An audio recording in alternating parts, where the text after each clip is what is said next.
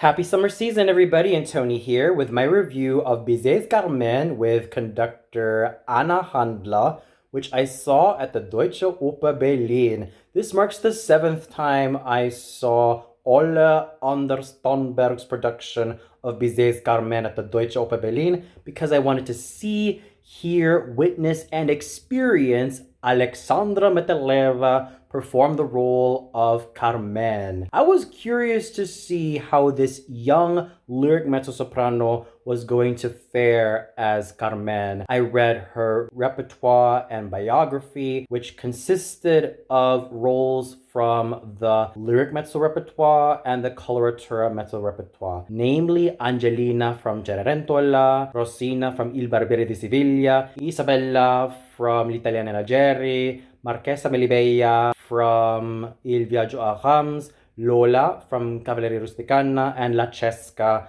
from Gianni Schicchi, just to name a few. And as I heard her as Carmen tonight, I was pleasantly intrigued to see and hear how well her voice carried through the theater. It was a nice, delicate, creamy tone. It was absolutely pleasing to the ear. It was smooth as silk. It had a silky emission. She was thoroughly feminine in terms of not only her stage presence, but also her vocal presence. And she had an elegance that she knew how to convey absolutely well. She was in absolutely fine form as Carmen, and when listening to her, her voice was kind of an amalgamation of Teresa Berganza, Tatiana Torianos, Jessie Norman, and Waltraud Maya, as well as Beatrice Uria Monzon, in the sense that she does sound kind of like a glorified Falcon mezzo/soprano, that in-between voice that managed to hit the high notes of a soprano while having those middle notes of a mezzo. In fact, speaking of her high notes, the high B flat that she hit during her Seguedille Près du Rempart de Séville, and the high B that she hit before the end of Act 2 when she was singing La Liberté. She was just absolutely on fire. It may not be the most overly thrilling sounding, but she backed it all up with charisma and a whole lot of chutzpah that made her stand out so well. While I will always commend Aleksandra Meteleva for her elegance, charm, and absolute loveliness and sinuousness, there are some vocal caveats and reservations I had with her. First off was her chest tones were not really that full sounding, and they sounded hollow at worst. Sometimes she had them, but the inconsistencies of her chest tones were really annoying to listen to, and this caused for her Carmen to seem rather restrained, having her wings clipped, and just seemed a bit too refined and just not enough fire and passion to back it all up. When I think of chesty Carmens who managed to use those chest tones and were genuine mezzo-sopranos who can kind of border on contraltos, I think of voices like Giuseppina Zinetti, Gabriele Besansoni, Irene Menghini Cataneo, Irina Arkhipova, Aurelia Dominguez, Elena Obrazova, who, mind you, is one of my most favorite of all time, as well as Rita Gore, and let's not forget about Irene Dallas, Solange Michel, Jean Madeira, Alexandrina Milcheva, and Elisabeth Högen. If I want darker voices, I'd also go with Margareta Klose as Carmen. And in terms of the more Falcon voices, or those mezzos who could also sing soprano roles with really good results, I'd be sticking with the likes of Gianna Pederzini, Ebestiniani, Giulietta Signonato, Chloe Elmo, although she's more of a genuine mezzo-soprano, Blanche Thiebaum, who could also sing soprano roles like Giulietta from Le Comte of Man and Elisabeth from Tannhäuser, Christa Ludwig, Gloria Lane, Shirley Verrett, Grace Bumbry, Nadine Denise, and Agnes Balza, who was definitely one of the greatest of all time in terms of appearance and voice as Carmen. And lest I forget about Vioritza Cortez, and even to some extent Fiorenza Cosotto, and if we go way, way, way back, Florizza Cristoforianu. And lest I forget about the underrated talent that was Stefania Toshiska. Those ladies had actual chest tones and really great coordination of head voice and chest voice that managed to make their Carmens absolutely amazing, as well as Tamara Sinovskaya, who was yet another great Russian mezzo who conquered Carmen. And let's also not forget about how Aurelio Dominguez managed to not only be a volcano of glorious sound, but also had awesome sinuousness to make her Carmen come alive. So Aleksandra Meteleva surely has a lot to learn in terms of really getting to those chest tones and making her Carmen a lot more complete. And I order her, encourage her, and demand from her that she continues to work on those chest tones, really strengthen her chest tones, really strengthen her core, and use her chest tones to her advantage. She should definitely look to examples like Irina Arkhipova, Aurelio Dominguez, Elena Obrazova, and Tamara Snovskaya in terms of how actual chest tones sound like, especially for real mezzo-sopranos. For falcons, she would never ever go wrong with Giulietta Signonato, Shirley Verrett, Grace Bumbry, Gloria Lane, and Agnes Balza, as well as Gianna Pederzini and Ebestiniani. And if we're talking about the actual Italianate mezzos with great chest tones, I give you Giuseppina Zinetti, Gabriele Besansoni, Irene Mengini Cataneo, Chloe Elmo, and even Aurora Boades D'Alessio, Maria Guy, and Elvira Casazza. She should definitely follow their examples of what chest tones sound like so that she can further strengthen her core, strengthen her chest tones, because that is a voice that has all the potential to sing Eboli from Verdi's Don Carlo, Prezzosilla from Verdi's La Forza del Destino, Brangäne from Wagner's Tristan und Isolde, Sieglinde from Wagner's Die Walküre, maybe even Salome from Strauss's Salome. If Grace Bumbry could do it, so can Aleksandra Meteleva. Chimène from Massenet's Lucide, Anita from Massenet's La Navraise, Charlotte from Massenet's Werther, Celica from Meyerbeer's L'Africaine, Santuzza from Mascagni's Cavalleria Rusticana, and maybe in a few years' time, Amneris from Verdi's Aida and Azucena from Verdi's Il Trovatore. The possibilities for Aleksandra Meteleva are absolutely endless so long as she continues to remain disciplined and sturdy with her technique. Nevertheless, there is a great future ahead of her. There's a lot of potential that Aleksandra Meteleva can work with so long as she remains encouraged, demanded, and really pushed to further develop and take further advantage of her chest tones. Maria Motoligina stole the show once again as an awesome, uplifting, and phenomenal Michaela. You know darn well how much I love it when a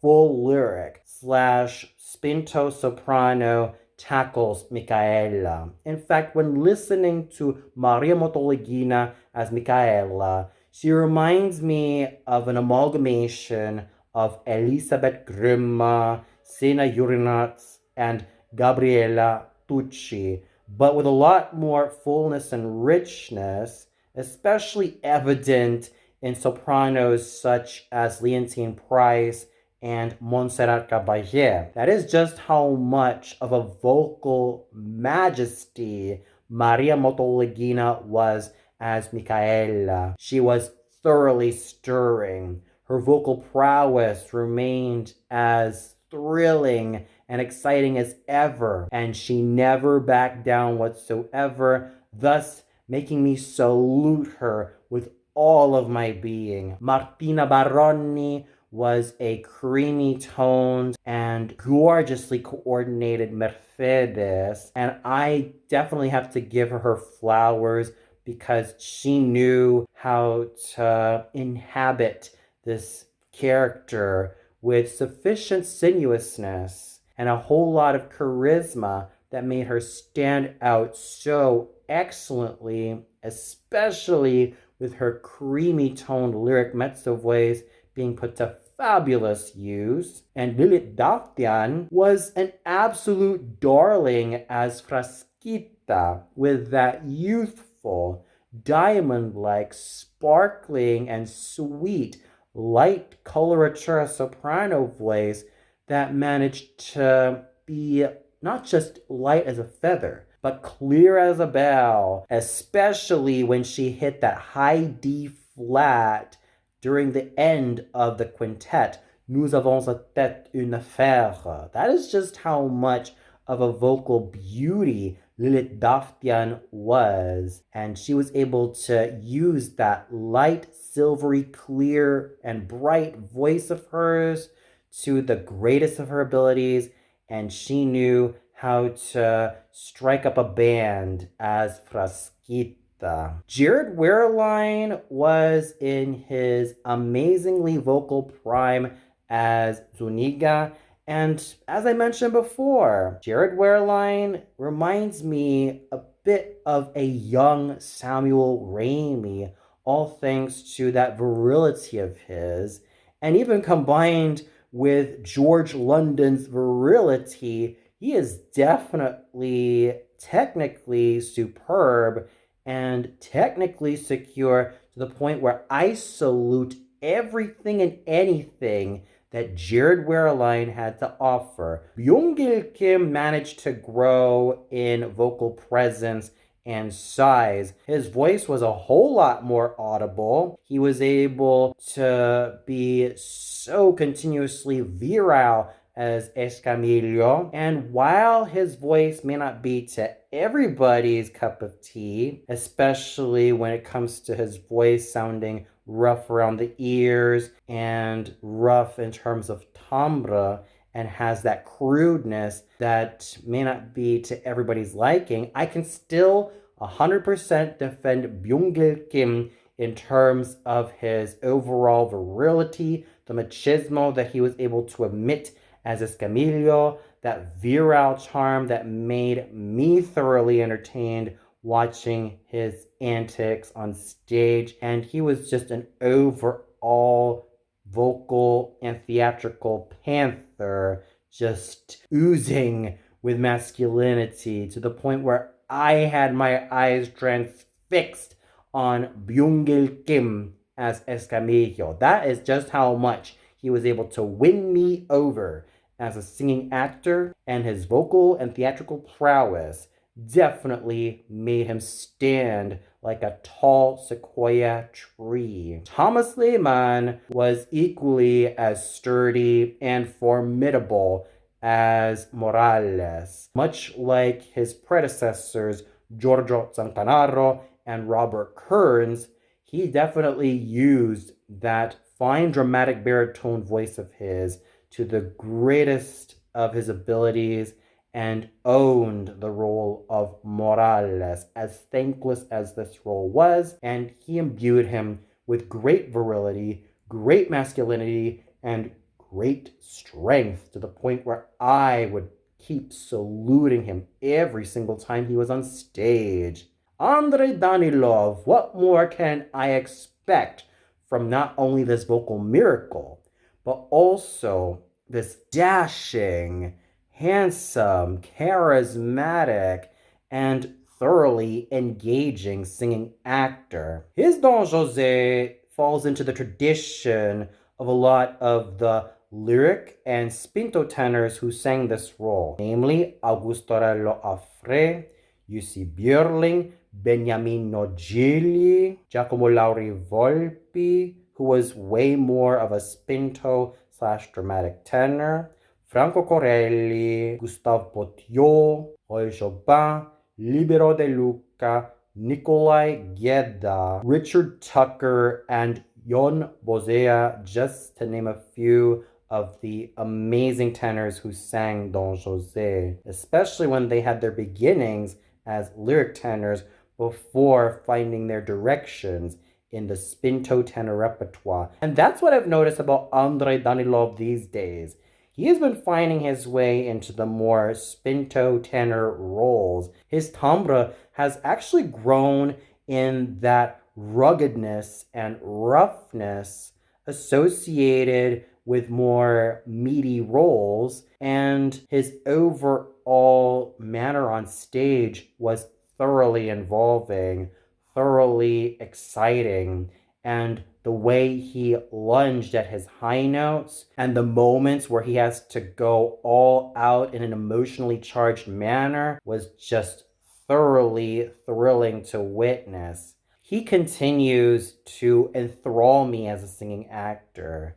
He continues to remain disciplined in his craft, and he continues to win me over on a consistent basis as a singing actor. Sometimes there's a part of me that does fear that he might overblow his natural full lyric tenor voice, while the other half of me is confident that he could do the impossible yet thrilling task of balancing a potential Loge from Wagner's Das Rheingold, as well as the Prince from Dvorak's Rusalka, Steva from Janacek's Janufa, and even combine those meteor roles with, let's say, more performances of David from Meistersinger von Nürnberg, Lenski from Evgeny Onegin, and if we're talking about the more assoluto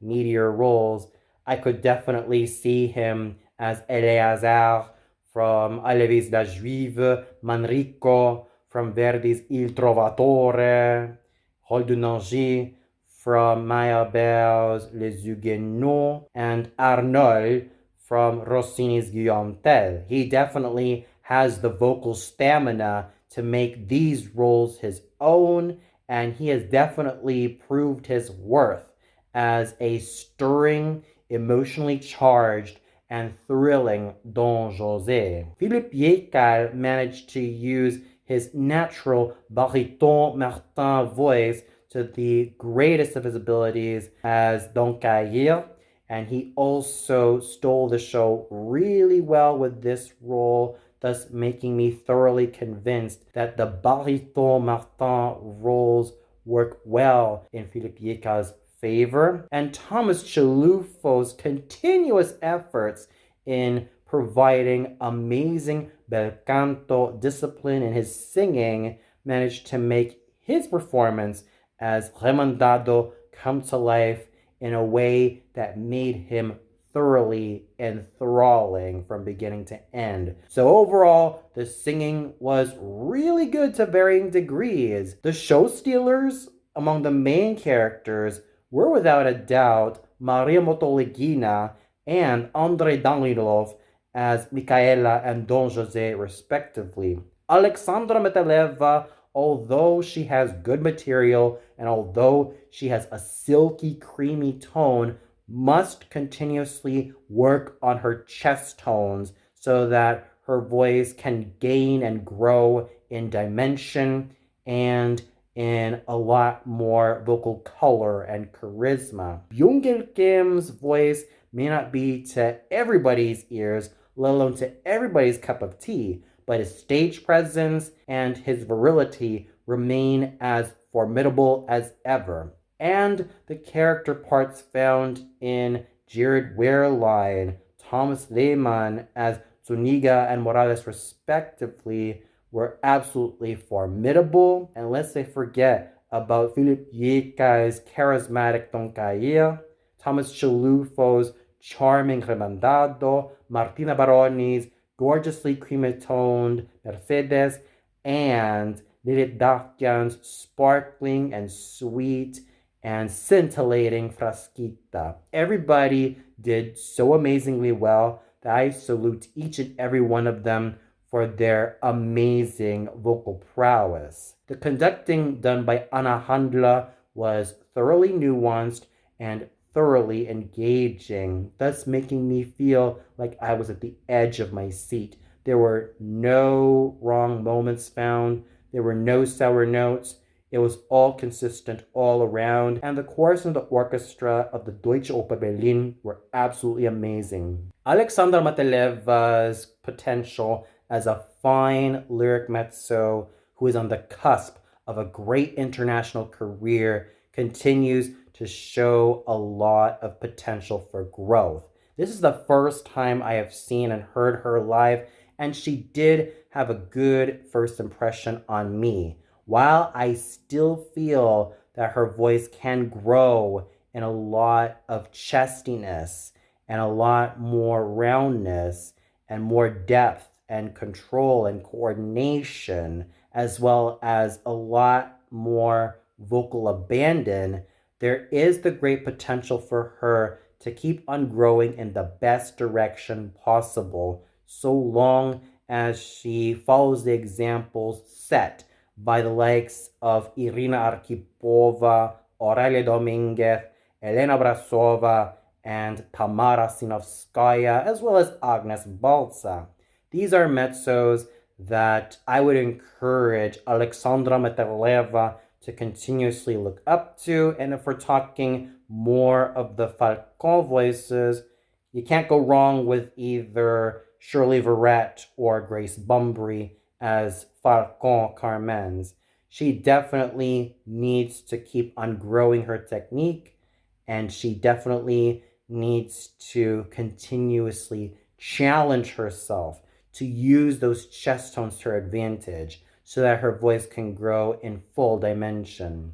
At least she was backed up by such amazing stars such as Andrei Danilov's absolutely balls to the wall Don Jose, Maria Motolegina's thoroughly majestic Micaela, and Byung-gil Kim's rough and tumble Escamillo. These mains were absolutely fabulous, and this was also backed up by some equally fine singing from Jared Wehrlein, Thomas Lehmann, Thomas Chalufo, Philip Piekal, Martina Baroni, and Lilith Dafkian, who were able to do excellently all around. Therefore, all these singers were able to pull it in together, and they did so with flair, interest, and excitement. And for those of you who caught Ole Anders Thornberg's production of Bizet's Carmen at the Deutsche Oper Berlin, what did you think of it? Did you feel that Aleksandra Meteleva has all the potential for great growth and further strengthening of her vocal prowess? Did you also feel that the likes of Andrei Danilov or Maria Motolegina or Byung-gil Kim stole her thunder? Did you also feel that despite whatever issues you might have had with Aleksandra Meteleva, you still thought that she was a great singer? Or did you feel like she did not measure up to her vocal prowess as Carmen?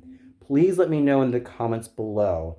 Well, that's it for my review of Bizet's Carmen, starring Aleksandra Meteleva as Carmen. Please subscribe to my channel and like this video if you enjoy it. So tune in tomorrow for my review of Puccini's Turandot also at the Deutsche Oper Berlin, but this time starring Sok Jong-baek as Kalaf. So until then, have a great summer season, everybody.